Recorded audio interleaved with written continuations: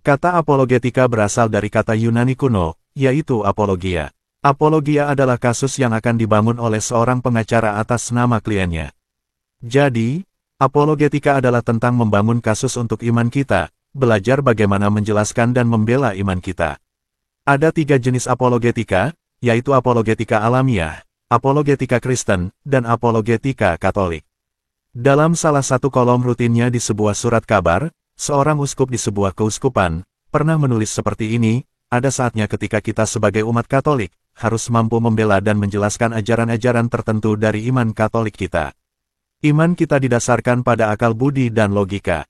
Penjelasan tentang apa yang kita yakini dan mengapa kita meyakininya, disebut apologetika. Pertanyaan yang ingin saya ajukan kepada umat Katolik adalah, jika perlu, dapatkah Anda menjelaskan dan mempertahankan iman Anda? Jika seseorang dari denominasi Kristen tertentu, bertanya kepada Anda tentang alasan-alasan Alkitabiah mengenai kepercayaan Katolik terhadap api penyucian, dapatkah Anda memberinya jawaban? Dapatkah Anda menjawab pertanyaan seorang Kristen yang lain, tentang di mana dalam kitab suci disebutkan sesuatu tentang kepercayaan Katolik terhadap kehadiran nyata Yesus dalam Ekaristi? Dapatkah Anda menjelaskan kepada seseorang yang lain lagi, bahwa berdoa rosario tidak sama dengan menyembah Maria? Dan pertanyaan-pertanyaan yang lainnya lagi, misalnya tentang doa untuk orang mati, tentang patung, tentang paus, tentang Maria tak bernoda dosa asal, dan lain sebagainya. Dan selain dari apa yang dikatakan uskup tersebut, dengarkan apa yang dikatakan kitab suci, yaitu dalam 1 Petrus 3 ayat 15, selalu siap sedia untuk memberi pertanggungan jawab kepada tiap-tiap orang yang meminta pertanggungan jawab tentang pengharapan yang ada padamu. Tentu saja jawabnya adalah, siap. Selalu siap sedia. Uskup dalam kolomnya, hanya menggemakan apa yang Tuhan katakan kepada kita melalui penulis kitab suci, bahwa kita harus siap sedia untuk membela iman kita. Dan Tuhan tidak akan menyuruh kita melakukan sesuatu yang tidak mampu kita lakukan. Mengapa begitu penting bagi kita untuk mampu mempertahankan iman kita? Karena iman mengandung kepenuhan kebenaran yang diwahyukan Allah. Ya, iman kita, dan hanya iman kita. Ada kebenaran dalam kredo-kredo lain, tetapi bukan kepenuhan kebenaran seperti yang terkandung dalam iman Katolik. Oleh karena itu, kita harus diperlengkapi untuk menjelaskan dan mempertahankannya, sehingga orang lain dapat percaya kepada kebenaran yang utuh. Dalam 1 Timotius 2 ayat 4 kita membaca, Allah menghendaki supaya semua orang diselamatkan, dan memperoleh pengetahuan akan kebenaran. Dan dalam Yohanes 8 ayat 32, dan kamu akan mengetahui kebenaran, dan kebenaran itu akan memerdekakan kamu. Allah menghendaki agar semua orang mengetahui kebenaran, dan manusia perlu mengetahui kebenaran agar dapat dibebaskan. Allah menghendaki agar semua orang diselamatkan, dan Ia menghendaki Anda dan saya untuk berpartisipasi dalam proses tersebut. Lalu apa tanggapan Anda? Ada orang-orang yang berdalih tidak belajar lebih banyak tentang iman, dan yang melewatkan kesempatan untuk menjelaskan dan membela iman, dengan mengatakan hal-hal seperti, saya tidak terlalu peduli dengan doktrin, saya hanya ingin menunjukkan kepada orang-orang tentang kasih Yesus Kristus. Nah, kasih Yesus Kristus adalah kebenaran tentang Yesus Kristus. Dalam Yohanes 18 ayat 37, Yesus berkata, untuk itulah aku datang ke dunia, yaitu untuk memberi kesaksian tentang kebenaran, setiap orang yang berasal dari kebenaran mendengarkan suaraku. Doktrin dan dogma tidak lain hanyalah kebenaran yang diberikan kepada kita oleh Yesus Kristus. Doktrin dan dogma adalah tiang lampu yang menerangi jalan yang mengarah kepada Kristus. Ketika kita mempertimbangkan semua bagian kitab suci tentang kebenaran, menjadi jelas bahwa jika kita ingin berbagi kasih Yesus Kristus dengan orang lain, kita harus mau berbagi kebenaran tentang Yesus Kristus dengan mereka. Kita perlu memahami bahwa kebenaran bukanlah sebuah konsep yang dapat diubah oleh setiap orang sesuai keinginannya. Dan kebenaran merujuk kepada pribadi. Ya, benar, pribadi Yesus Kristus adalah kebenaran. Kata Yesus kepadanya, akulah jalan dan kebenaran dan hidup. Tidak ada seorang pun yang datang kepada Bapa, kalau tidak melalui aku. Yohanes 14 ayat 6. Dan Yesus Kristus tetap sama, baik kemarin, hari ini, dan selamanya. Kepenuhan kebenaran yang diwahyukan, yang terdapat dalam pribadi Yesus Kristus terdapat dalam iman Katolik.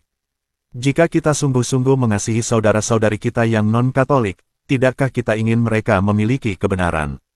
Ya, seluruh kebenaran, yang akan memerdekakan mereka. Dan bagaimana mereka akan mengetahui kebenaran ini, jika kita tidak mau berbagi iman kita dengan mereka, atau tidak mampu menjelaskan iman kita kepada mereka? Akankah kita membela iman, atau menyelinap diam-diam ke sudut, ketika iman dipertanyakan? Akankah kita bertindak selayaknya anggota gereja yang militan, atau sebagai anggota gereja yang tidak peduli? Apakah dengan membagikan iman kita di depan umum, berarti kita harus berkeliling dan memukul orang-orang dengan ajaran Katolik, untuk membuat mereka pindah agama? Oh, tentu saja tidak seperti itu. Lihat lagi 1 Petrus 3 ayat 15, selalu siap sedia untuk memberi pertanggungan jawab, kepada tiap-tiap orang yang meminta pertanggungan jawab tentang pengharapan yang ada padamu.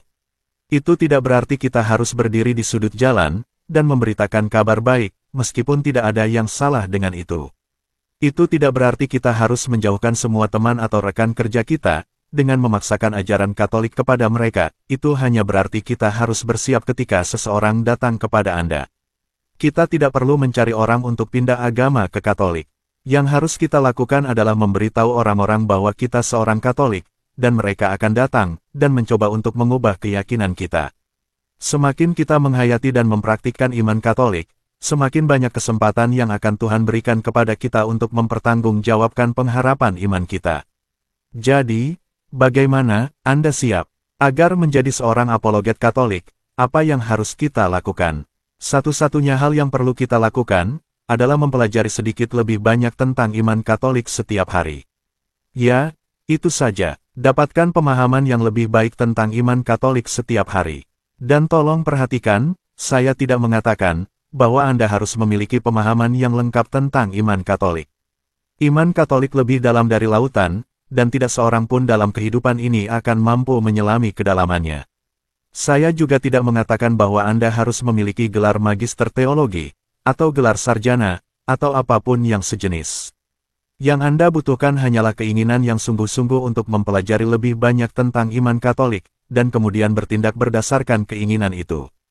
Kebanyakan orang mungkin mengatakan bahwa hal-hal apologetika ini baik-baik saja bagi para klerus, atau teolog, atau mantan pendeta Protestan, tetapi apa hubungannya ini dengan saya? Dalam pernyataan uskup tersebut, ia tidak berbicara kepada para klerus dan teolog, dan juga tidak berbicara kepada mantan pendeta Protestan, tetapi ia berbicara kepada semua umat Katolik. Ia mengatakan bahwa kita, sebagai umat Katolik, harus mampu membela dan menjelaskan iman Katolik kita. Berdoalah, bacalah kitab suci, bacalah buku-buku tentang, atau karya para santo. Bacalah katekismus gereja Katolik, meskipun hanya sedikit demi sedikit tetapi konsisten, karena akan melekat dalam ingatan, jika Anda membacanya dalam dosis kecil, dan merenungkan apa yang telah dibaca. Dapatkan juga buku-buku dan literasi tentang kekatolikan, yang setia kepada Paus dan Magisterium Gereja Katolik. Di era internet dan digital saat ini, hal itu mudah kita lakukan dan dapatkan. Untuk menjadi seorang apologet Katolik, Anda hanya perlu memiliki keinginan untuk mempelajari lebih lanjut tentang iman Anda, dan kemauan untuk bertindak berdasarkan keinginan tersebut. Saat Anda melakukannya, Tuhan akan membawa Anda ke dalam situasi, di mana Anda akan memiliki kesempatan untuk membagikan iman Anda, menjelaskannya, dan mempertahankannya. Demikian, semoga membuat kita semakin bersemangat mewartakan kebenaran. Salam kasih dalam Kristus Yesus, Tuhan kita. Tuhan Yesus memberkati, Bunda Maria dan semua orang kudus senantiasa mendoakan kita. Amin. Terima kasih.